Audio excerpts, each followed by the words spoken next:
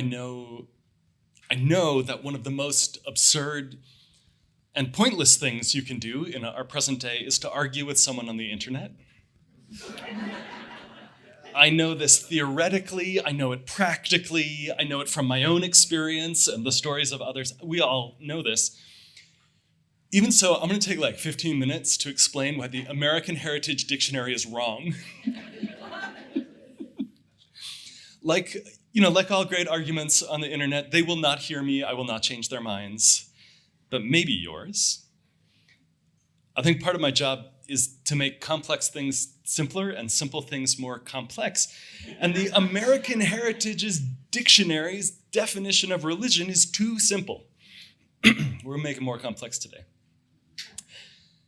The dictionary says religion is the belief in and reverence for a supernatural power or powers regarded as creating or governing the universe. Does that sound like, are you kind of like, yeah, that's fine?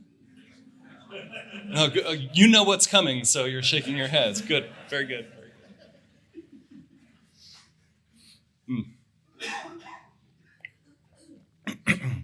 The philosopher of religion, it's always a good sign in the sermon when we start with philosopher of religion.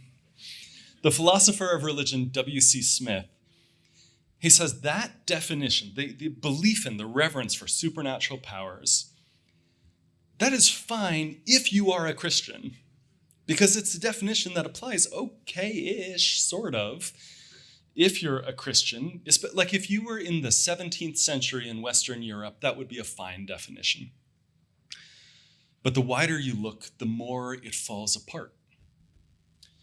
Smith was a Canadian, and he had spent 7 years teaching in India just before the end of colonial rule. And he studied Indian history, he studied Islam. He would have known in those years and encountered Buddhists and Sikhs and Hindus and Jains and Zoroastrians.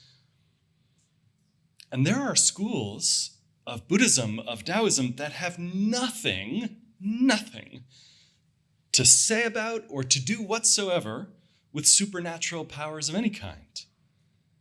And there are religious humanists and religious naturalists who are quite clear that nothing created or governs the universe apart from the universe itself. And in fact, to say that religion is about the act of believing in God isn't even true of all Christian traditions. A friend, a former UU who was attending an Episcopal church, told me once years ago, because I asked him, like, how do you, as a former UU, but still more or less a Unitarian Universalist, how do you make it work going to an Episcopal church? And he told me, look, I do not believe every single theological statement that we ever say or sing.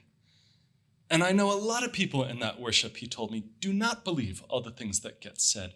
But, he said, I have an experience, this experience in worship that opens my heart and engages my mind and often puts me to work for justice in the world.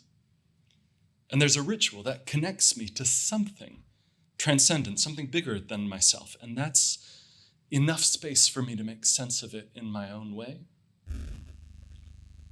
And in fact, here in Boulder, pastor friends of mine have said they have folks in their Christian congregations who are pretty direct about not believing in God, but still find meaning and purpose in the Christian story, in the form of Christian worship. So we're not actually going to, that's so interesting to me, and we're not going to do more with that right now. Because the point is, W.C. Smith says, if you want to make sense of this, if you want to make sense of how religion actually works in practice, not just create this idea of it, the full diverse reality of how religious people are actually experiencing religion, throw away the simplistic definition. It doesn't actually work when you look closely. And instead, Smith gives this definition that's a lot like my friend described his experience to me. Smith says, religion is just about two things. The first is an individual's personal experience. What is going on for the individual? And the second is the cumulative tradition, the philosophy, the art, the music, the culture, everything shaped by that religious tradition. And these two aspects, the individual and the tradition, they influence each other. The tradition places the individual within a context. This is why Catholics have visions of the Virgin Mary, and Buddhists have versions of the Buddha, and Buddhists tend not to have visions of the Virgin Mary, vice versa. It's because the individual is within their context, right? But then also the individual shapes and helps to reshape that cumulative tradition, shape that context for the people around them, for the next generation.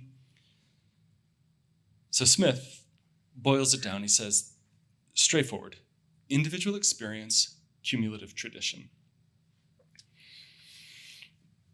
But maybe not. Ninian Smart starts his life in Scotland and ends his career as a scholar of religion at UC Santa Barbara, teaching in a kilt and a bow tie, which I just sort of love the idea of the Scottish dude in the 80s, like wandering around Santa Barbara in a kilt. Smart serves in British Army intelligence during World War II. And during that time, he encounters with just a great deal of open-hearted, open-minded curiosity, Sri Lankan Buddhists. And he realizes that this narrow Christianity that he grew up in Scotland in the 30s, 20s, was much too narrow to describe what religious experience was like for people outside of his own tradition. And so Smart's instrumental in establishing religious studies as an academic discipline, this idea that the philosophy of religion is not about defending what you already believe in, but about exploring and explaining and trying to make sense of this human phenomenon. And he says, through the scholar's lens, that religion is a way of doing culture. It's a form and a shape of culture. There are 7 dimensions of it. And Smart is less interested in making a checklist about what counts as a religion or doesn't. He's not really interested in the boundary between are you in, are you out as a religion. Instead, what he wants to do very much is say, if you want to understand what religion is, if you want to get to know a religious tradition, if you want to have a complete enough account to actually make sense out of it, he says you have to describe it in 7 dimensions. There's a ritual dimension, experiential, narrative, there will not be a quiz on this, doctrinal, ethical, social, and material. The point here being that there are lots of different kinds of experience going on in there. He is rejecting as inadequate this first dictionary definition of just belief or reverence in a supernatural power. That's not the most important thing. That's not the essence, he says. If you want to understand a religion, you need to know the practical and the ritual, the form of our gathering, the work of singing together or doing stones. When do we stand? When do we sit? Why? You need to understand the experiential dimension. What does it feel like on the inside? How does it change your experience of being in the world, to belong to that tradition? He says to understand a religion, you need to know the narrative and the mythic dimension of it. What is the story of where we've come from, of where we're going? What's the larger story that we belong to? And then what is the doctrine, the philosophical pieces? For us, what are our shared values? What do they mean? How do they fit together? He says you need to grasp the ethical dimension. For Unitarian Universalists, our tradition says, in part, you know what a person believes by what they do in the world. What is that claim on us to do in the world?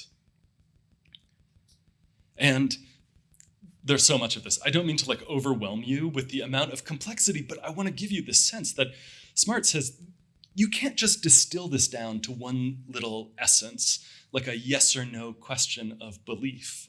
If you want to understand a tradition, you need to understand this breadth of it and all the different ways that it touches and shapes lives. All right, 7 dimensions. So we started off with 2 dimensions, the individual and the cumulative tradition, then 7 dimensions. And the third approach takes a different direction still. For his doctoral studies, the American anthropologist Clifford Geertz spent 2 years in the 1950s living in a small rural town in Indonesia.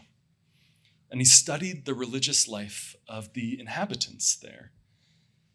And Geertz is an anthropologist, so he's not showing up to this village thinking, I've got my box that I'm gonna put this community into, and I just need to figure out how they slot in. Instead, Geertz is starting with observation. He's sort of starting from the data and trying to figure out, all right, when I look at everything that's going on in the religious life, this tiny little rural Indonesian village, how would I describe the shape of this thing? And does that give some insight into what religion is? So he takes this whole question in a different direction. He says, well, sure, there's these 7 dimensions, it's fine. Smart talks about all that. That's good for describing what's going on. But when you get to the heart of it, what's really going on down deep underneath, he says religion is a system of symbols. It's a system of symbols, like a lens through which you interpret or understand the world.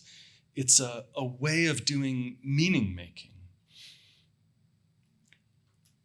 Geertz writes in a densely academic, but also hopefully sort of poetic way, of religion as a human response to the problem of meaning. He says, the strange opacity of certain empirical events. Stuff happens in the world that does not make sense and you do not get an explanation for. The dumb senselessness of intense or inexorable pain.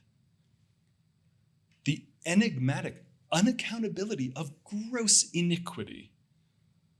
All this raises the uncomfortable suspicion that perhaps the world, and hence our life in the world, has no genuine order at all, no regularity, no emotional form, no moral coherence.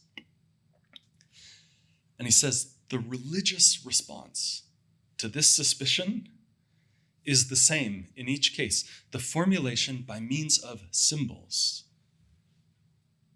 of an image of such a genuine order to the world, which will account for and even celebrate the perceived ambiguities and puzzles and paradoxes in human experience. The effort, he says, this religious effort, this meaning-making work, is not to deny the undeniable, that life hurts, that rain falls upon the just, but to deny that there are inexplicable events, that life is unendurable, that justice is a mirage. Religion, for him, isn't about the content of what you believe, or even whether you believe in something unprovable or not.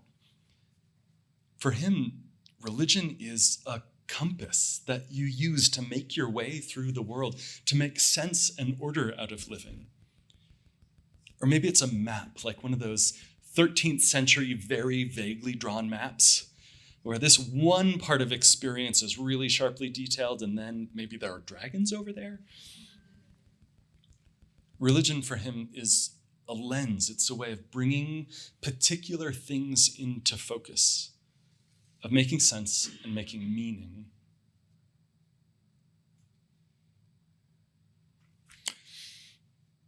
As a student, and this is probably coming across, I loved my philosophy of religion classes. I love reading Smart and Smith and Geertz and all these other scholars wrestling with how do we make sense of what religion is? How do you understand it and classify it, quantify it? But what I love even more than getting to just nerd out over that is the question that the classroom asks less frequently and we get to ask all the time in church. Namely, so what? What actual difference does any of that make in our lives? Here we go. Religion is the dynamic equilibrium between individual experience and cumulative tradition. Great, so what? Religion is 7 dimensions of culture: ritual, experience, narrative, doctrine, ethic, social interaction, and material culture. Awesome, so what? Religion is a system of symbols for making meaning. The Unitarian preacher Forrest Church used to say that religion is the human response to the twin realities of being alive and having to die, which is to say meaning making, making sense of it.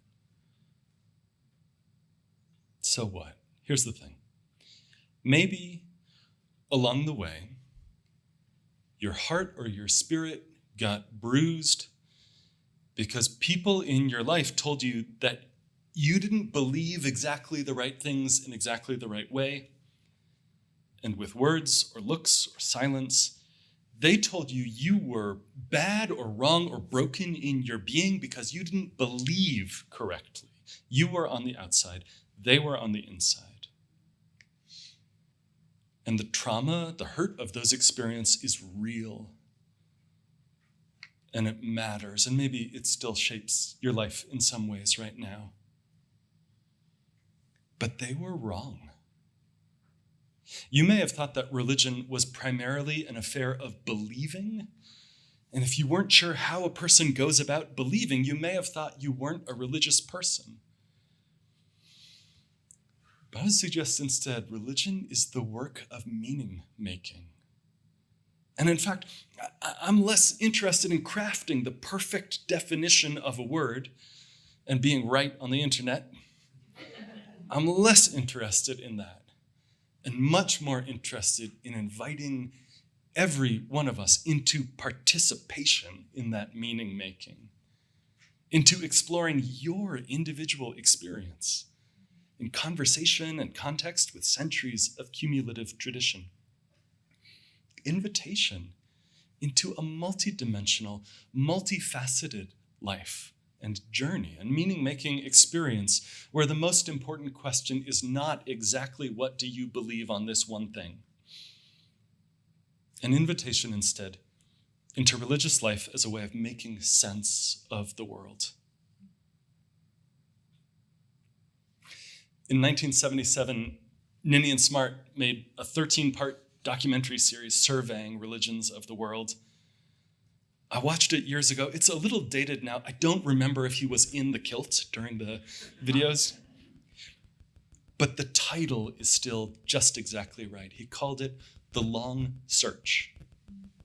What is religion? The Long Search. Here we go looking.